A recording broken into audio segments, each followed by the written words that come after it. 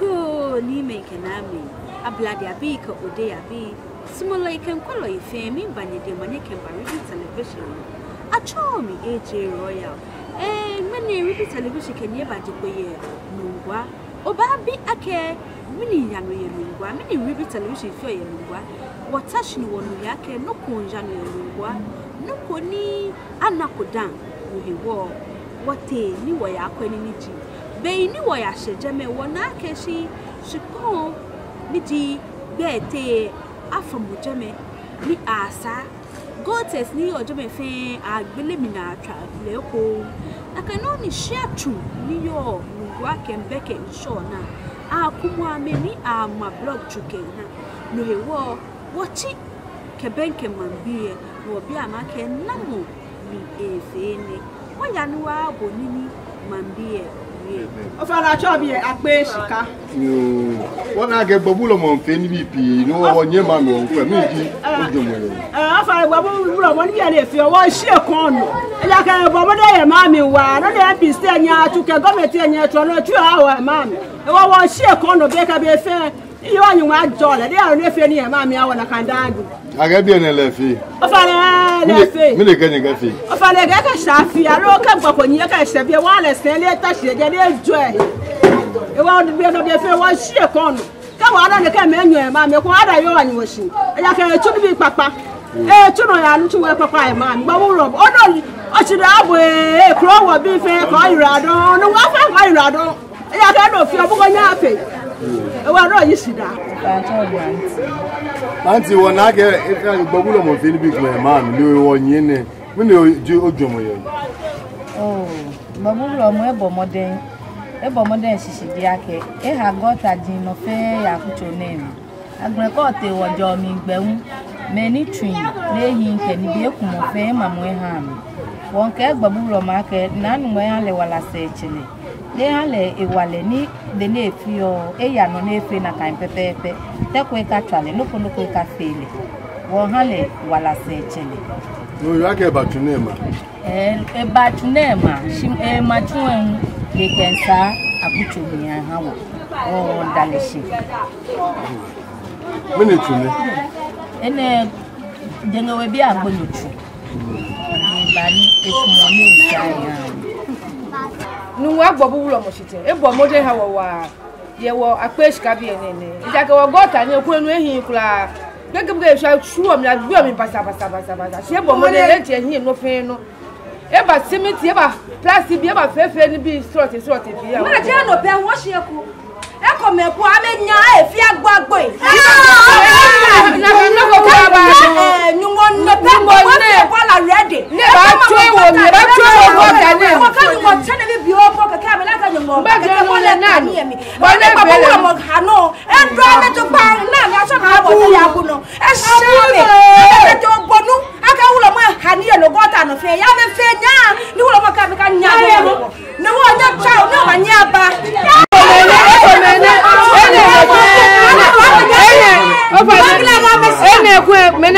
mene tu adeka tu ene le won agbe na basa si ene le basa ko me lo we se be bo mode wa gbobulo mo bo mode e bo mode wa bi e fe gbobulo mo fe e bo mode ato mi bo ko e bo tele simi na go ju o mi no na mi na ja mi ju si be ni manu e radio station bi e ba bi e anokwale sani kamo ko bi he ye fo o ko la ke he ye fo loju eyi afọ mi eche fi o kanda ko kwanda iba ni na wo me bi no ni nu mo ni eba ni efi o ni ina ko down leji fesi ni pa ko ni eba isanu wa ma ne moji le wo kana man azu na azu go kana man fe nu was ka ye wo mi nu was pompi game ni nu was si fe nu was kon sika ye gan ma me ko ma mi ye amema be na sale e ye fo wonu wa ma na mi no wa fe pon useless wo me ni bo wo ha ma asipon na me bo me ma ya fi ofo nu wonu ato useless si lale ninu ne ba lale gaga yin wo mi e gba ba na to mo afi eyan lo afi ete si papa ne se de bi ko me ni wo se ni wo bi baba nina o mi dalesi mi dagba bu lo musi aganu ma le wala se ekele mo fi amo ni ba susu edun mo fo na ka fo ya mo e ye ga wo ku fe no ni le hanu wo nu wa ma ne e to asentema e ja ga mi wu ni ka isa asentema no first year e ya ko asentema dan o ke na asentema ndu ami se ko asentema niemo ni naga amo wo game wale no kono e wa mi so le ni anu mu e ni anu onu wa ma ni emi e to asentema mo tu fe ni asentema mi e ba ni nu wa ma ni ko nu wo ma e se gba bo se o wa ye so do wa nya mi yele nu wa bobu ba fe e hami le ba bi e tu fe mbongo ke zingri ke la lele e ba chagele fon fami mane kai kasie nwowo pa wole ke wo papa ni wo ni ikenda ni ya gbobusi ni wa wuromo ikenda ni wa wuromo si ni je fe ana no ne ba ju e ha okay eyi wa don biega fe le ba fe ke tu wo ni na ba ni na ba eyi gre le lo ke to mo ji ke sa ji ke mo fi mo ale wala ni seke eyi si e ho ya si na ago ke ba ma pe se awo e ba e ma tres ne ba fe vo le couvent e ba wa ke na ti ni mi u je se ni ke la ke e be free ni ke yo se ke ba ni bi fe baba ni dalesi ni hanu wa ku to pa wo ji pa wo fe adalesi ahami ke mo wo ni mo chehu dare logo wo ni dalesi ko ma ye ju ka fi pa fi no ha ye ni dalesi fe wana ko de ko ni etu ni wa e na pe wa re chedenti si ma le credit ni credit en ma le shishiji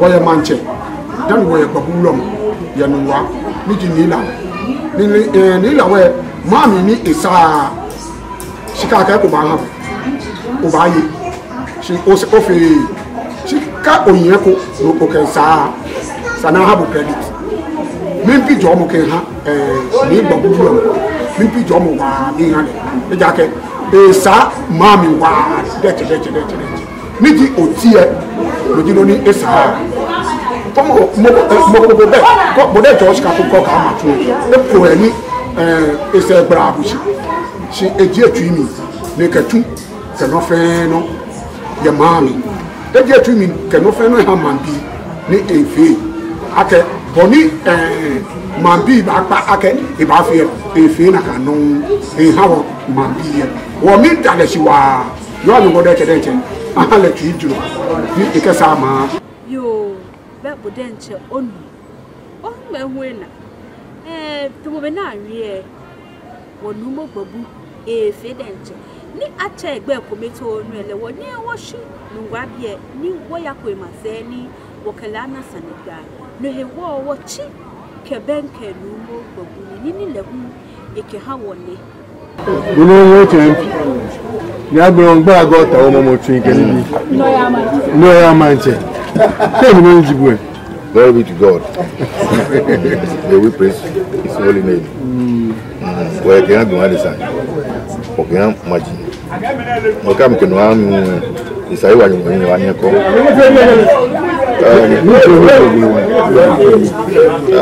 It's a natural instinct. Okay, I've heard from certain quarters. Okay,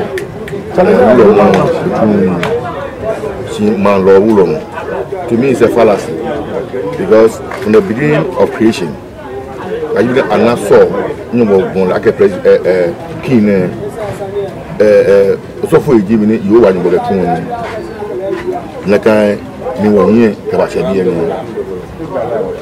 let's go to the conventional churches. So for then so Baba Magono, not about appointed to Magono. As a photo is in a thought it will never tell me. Not been a congregant energy a shepherd there. Book at Vienna, said they put a machine learning. Tell me, she can your thing. Tell me, come on, your thing. I can get me better while I'm young about so more. You got me tuning when I'm young and back to Nakba as a whole iron. When your shepherd there, you make sure they are always sound, healthy wise. I mean, education. I mean, not fear everything depends on you because you have become the light of the church. In the same way, because we have corrupted the word. The word is Wolumo, our leader. So if you are a leader, you must be able to inspire your people. It's not a question of the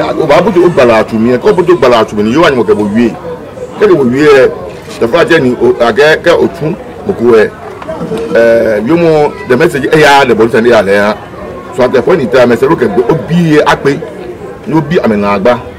Go up on Agba when only you want to go over to it, New York. Why you back to me? That has become the norm. They want to be spoon-fed. Their function has become more of a ceremonial. By because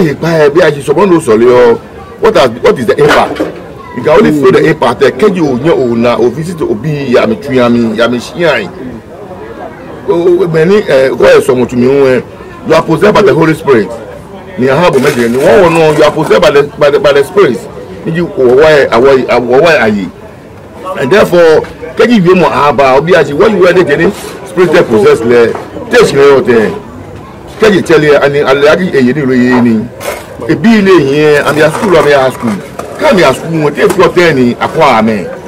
Because can you feel possessed to a valuable self society? No need to offend a asset. I go in Banfor. Can you mount back your mouth? They become useless. You have who are support a duo. You got to Chata, you are supporting me. I mean, I'm a mediation, Papa. Tell them to be encouraged and they have to part the parcel of the church. Because you always important as a leader, you must inspire. And that's why we say, as you learn, like as you go back to me, don't we have to think outside the box? I can get you, oh, no more, you're around, we offer letting now, they don't. I just go a PH, I go. No more of letting now, and the Beverly, I don't bet it. I will actually do. You are not that you are always thinking of your people. So I see where I stand today as a call to duty, as a call to serve my people, service to society, and service to my own people. Now, it can only be an issue. I just say, what kind of services are you offering to your people? Whatever you have gone around to see here is part of the services that I have to offer to my people. You must be able to change their living conditions. Change their living conditions, but I may feel so healthy. Look at 10 years, an additional 10 years to his or her life because it was not good atmosphere, good serene atmosphere. That is I term them as political gutters because AMETA into anything. They are stagnant. No, I can be for Papa. We heard the president say the other time, can't be strong drinks can be here. I can rubbish can be warm. Well, like one thing they can look at me down. And he's right. We already take care of Ronald Harbour. When they say a lot to your benefit, you don't expect anybody to come. Apart from that, the government is there as a catalyst. But they remain the same. She put money away. We are not going on. A government is not a permanent posture. It's always on an interim basis. Look at your time and share shitty. No, if you have the incoming government outside, you have your fee. It's to the detriment of to the traditional leadership to be able to wake up. Let us complete it. That's the service to the society. Now, God got themselves into stagnant. Emit some kind of scent to bad odor. She attacked you who only attack you only me or Ramon. Me not building now. She is up to the traditional leadership. Kaji avenue for here. La manière dont on a checké the situation guy not. No politician will ever come to us during campaign period because this and that. Come for you, I mean, we'll do it for you. What hindrance, what handicaps, living it bad. We should be able to measure up to the tax. So the politician will be able to trade. Trade again now. We are able to do this, we are able to do that. Whatever you have in mind, we have done it already. Let us talk of a new thing. Then they know you are serious. Because you take a VRE. That's not a because it's the duty of the VRE. So we can also take it upon ourselves as a traditional leadership. This place should be a no-go area for any political party. When you come and you want to go there, we have to sit down with you. What are the conditions that we have to meet before we cast the vote for you, if it is required to do so. She can't what she needs for one say about you as a ball. Now I come here and there, and it's the detriment against leadership. We don't deserve to be there then. Because you will accuse other leadership in political circles. They are corrupt. But results say no, not a job. Oh no, me no go feel am be. She can you other she. What you tell you my name here? We should be proactive. Accusations, the kind of accusations. Wow, I mean, it's not productive.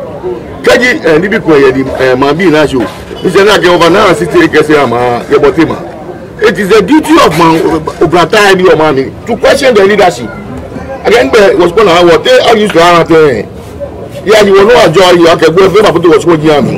We're actually going to go by my body. It's the duty of the Obrata to call us to order through a deba to question us. Again, no, it's just an eye-opener. I can say when you are put in a position of this nature, you must know it's a call to duty. You must be able to offer the next service to your people. And whatever you see around there is part of services to our people. We have more to do because we want to face this to a certain level. I tell you if I go to Ego, we are going to for you for you before you will have a she demanded saying you are my dear, no amount to the canoe. We're getting one mom in work for 5 days. When I do FA forward, be again. Why can't we replicate all those things here? Why can't we? We can come out with a blueprint. Or a book like that is our vision, how we want to be. We want put across to any political party. That is so serious to govern this state. And this is how we want to be. Now, I don't know what you see, and now we are sure we can do it without them. It's not our making, it's the making of you because you are not able to understand where we are coming from. But we need to actualize our vision. Because everybody dreams. When you dream, you must actualize your dream. And that's exactly what you see around. And we have more to offer. Not only Nungwa, but the whole entire garden. But we have to look. I mean, there are a lot of things that we have to discuss. But for now, it is enough to talk about this. So when I go blind, I be Kumentuni. I'm a Tuni. I'm a hammer. I can Mentuni. Hello, our woman, you money fit to my but another avenue for employment. Our woman, you alone money. I'm a true. Oh, in the first place, it's multiple foods. Tafa Jakafra. When you get voluntary services for the voluntary services for wow, you know, about you know about the best of wow. Get a chili, I will spend the whole day, be a real jolly, a real no, there's nothing like voluntary services anywhere. No one can have a look work and people are sick of sponsorship. So you have to work, I'm not whatever it is for them to keep head there, it is done. It can be a form of employment because the idea can you pay me measure I'm a real value in terms of labor. Now offer we can't pay them. But nobody can measure labor. And I'm a socialist inclined. So I don't want to exploit the labor of anybody. Then because I cannot measure it, the idea of you doing voluntary service to your society here must be able to be granted here. No, it's not adequate. She is the spirit of trying also to be part and parcel of the transformation. So that's about it. Almost welcome. Thank you. Wawulo mo mene no size. Mo kokura be. Keji wulo mo eni ba fe eyi lo ne pe wo be na agba kokura. Never ne ko be ye wale ba bo shop by hospital. Ko to shop ketunde ba bo. Ba je nu wa mami no ko esa mami fe wo go te sende fite fe. Esa fe. E ma mo tuyan mo ko no so tu te pa. E ba se abo. O na shop by hospital ba bo shop by hospital. E fe ni BP. O da ne ba jo ko sa ni e ba jo bo na ma ni akene ke gbo na. No ja e ba fe o ba nto no ne. Won ke yo wa ke han le wala se jele. E pe ke wo ye free. Ke ye san shika ma fa me wo tash na me to like ba. Ka ba no han mi. Ko bo ma tress e oyin. O bagi oyin no fi anu shika konti. O fi anu to e ba fe abo. Wo mo nka mi han le wala se jele. Mi han le jo mo ko le. Mi han le afi na afi e teke no teke no.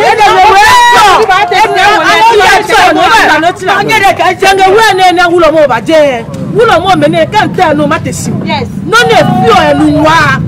Ka the whole wulo me fe na kan. When be su aka o mo ba ye mo te mo. When be su aka we na agba. E bo mo de mi ka ke. Nu ma le wala sekele. Ne ha la afi ne tcha ne egbo ne hotu. Egbo kula dani nu wa chele. Kan bo ba chele wu. Kan nu ba chele wu nu wa chele ka ta ne jono.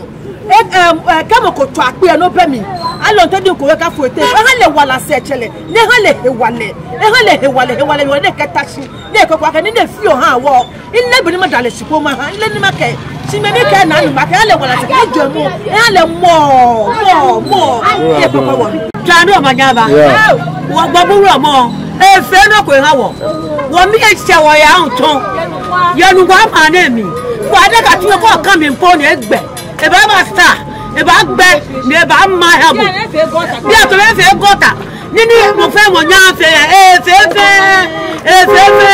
jenga wo ti wo wo no gaja wo ju e to no go ba ni wo ba ke ka wo gbe ne ke wo je ni je ke we bi ye wo fe ma do fe no egbe wo ko ba de gbe ta aye bi da yo to mo be ni nu e ni na no mo ko bu ewie eke etanshi ni eke wo politicians ne baba ni ameke amejemu ba hwe no hewo nini esani politician ko abani e ba fe ha me le no mo go efe nini wo ye no ba ke ni ni ake efe go na biye ni wo kenye bawa moni mu wo kenye fe mo ne ba ha boji Miss Gawes 2022 audition ya no olo amegbele ameshina na king machine habu afi online case ke obabi bia ne obanye ba register online ni okohia wo mieko ameyi boy ne 059